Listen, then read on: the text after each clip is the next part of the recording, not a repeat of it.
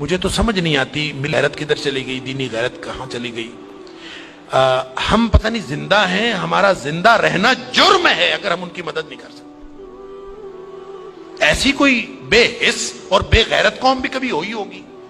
ہم نے تاریخ میں بے غیرتی کی بڑی داستانیں سنی ہیں۔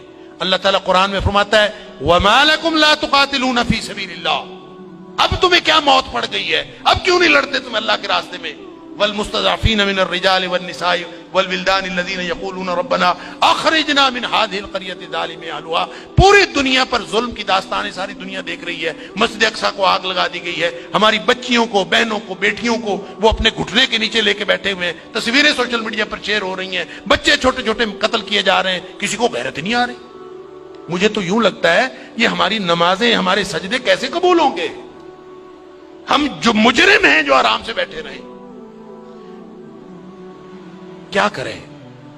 بے بسی کی انتہا ہے۔ میرا دل یہ کر رہا تھا کہ میں پاکستان کے جو حکمران ہیں، اگر 58 اسلامی ملکوں کے حکمرانوں کو تو ہم کچھ نہیں کہہ سکتے، اپنے ملک کو حکمرانوں کو تو کچھ کہہ سکتے ہیں کہ حکمرانوں اور فوج کے سپہ سالاروں، اگر تم ان کی مدد کر سکتے ہو تو کرو، ذمہ داری تو تمہاری ہے۔ نہیں کر سکتے نا تو ہمیں ایک جہاز میں بھر کے وہاں بھیج دو، کم از کم ہم عزت کی موت ماری جائیں، کم از کم جا کے ہم وہاں پہ ان کے ساتھ شہید ہو جائیں، اللہ کو قیامت کے دن ہم اور نبی کریم صلی اللہ علیہ وسلم کو چہرہ دکھانے کے تو قابل ہوں کہ اللہ ہمیں ایک غیرت تھی، ہمارے اندر کوئی ملی اور دینی غیرت تھی۔ تو دعائیں ہو رہی ہیں، وہ کوئی کہہ رہا ہے کہ اللہ تو کو ابابیل بھیج دے اور ان کی مدد کر دے، کوئی دعائیں کر رہا ہے، کوئی دعائیں کر رہا ہے۔ اس طرح کے لوگوں کی دعائیں اللہ قبول کوئی نہیں کرتا۔ دعاؤں کے لیے بھی غیرت کی ضرورت ہے، آپ پہلے قدم اٹھائیں پھر اللہ سے دعا کریں۔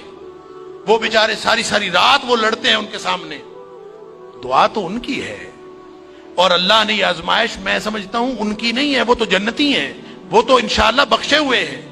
آزمائش یہ باقی ساری دنیا کی ہے، ہم ان کی وجہ سے مجرم بن رہے ہیں، اللہ تعالیٰ معاف فرمائے۔ تو یہ جب قاری صاحب پڑھ رہے تھے تو مجھے خیال آ رہا تھا کہ اللہ ان بیچاروں کے پاس طاقت نہیں ہے، وہ پتھر اکٹھے کر کے بیٹھے ہیں، توپوں بندوقوں کا مقابلہ پتھروں سے کیسے ہوگا؟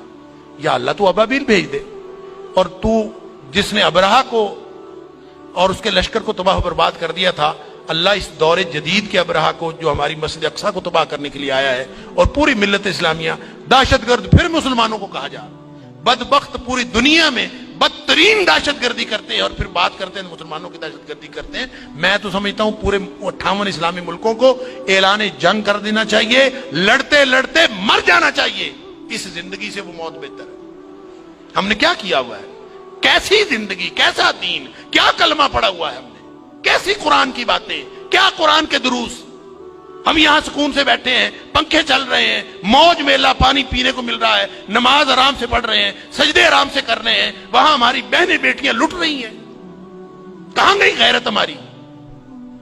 انا للہ و انا الیہ راجعون۔ مجھے تو یوں لگتا ہے کہ شاید یہ ہمارے آرام سکون سے کیے ہوئے سجدے بھی کہیں جرم نہ بن جائیں۔